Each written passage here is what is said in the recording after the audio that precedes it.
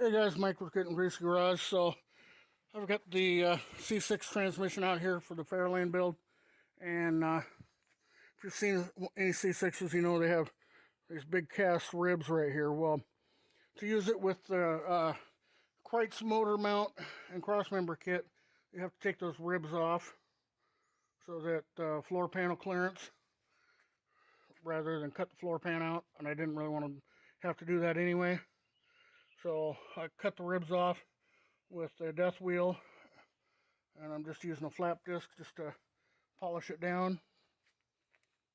I'm using the 60 grit now to get it down and get it shaped. I've got just a little bit more, as you can see here, to bring it down, and then I'll go back over it with a 120, and then I'll hit the whole transmission with a wire wheel and spray it with aluminum paint. Biggest reason I spray all this stuff with aluminum paint, because it gives it that nice look and it stops the actual aluminum from corroding, so it stays looking like you just cleaned it up and rebuilt it, and it's all good to go. This transmission has been rebuilt. Pulled the pan, everything looks good, so I'm gonna go ahead and put a new pan gasket on it, paint up the pan, put it back on.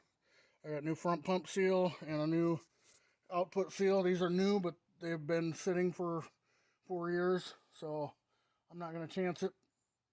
It's only a few bucks worth of seals. But I got started on this. I should have videotaped it from the, or recorded it from the start, but I didn't. Just takes time, you know.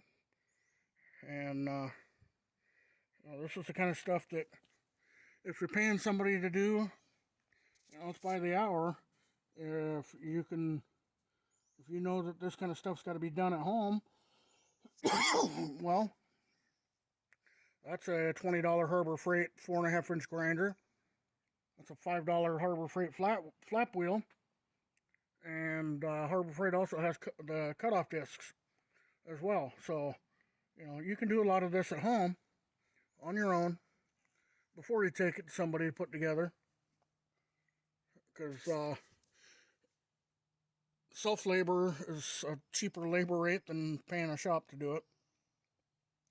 And, you know, only in special applications do you have to do things like cut ribs off transmissions to make them fit.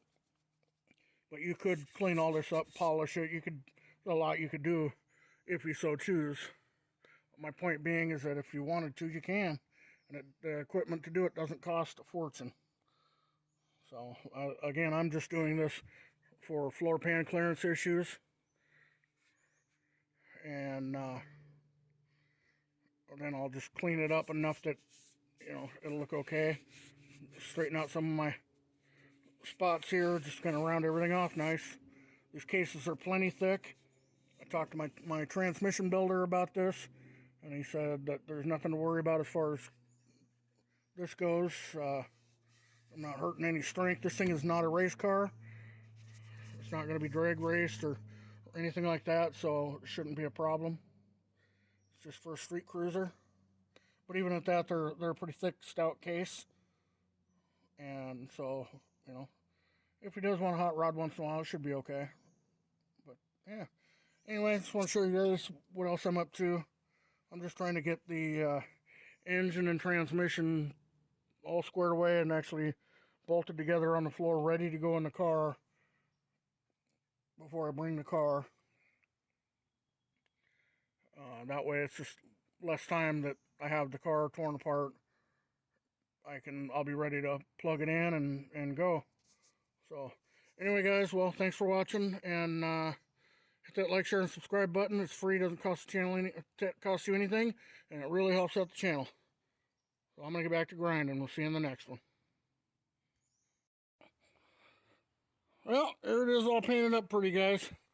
Figured I would tack this onto the end of this video. I got it all wire wheeled and went ahead and sprayed it. So, look nice and shiny. I'll get the pan cleaned up. It's going to get painted red. I'll paint the bolts. I'll pop the linkage off right there.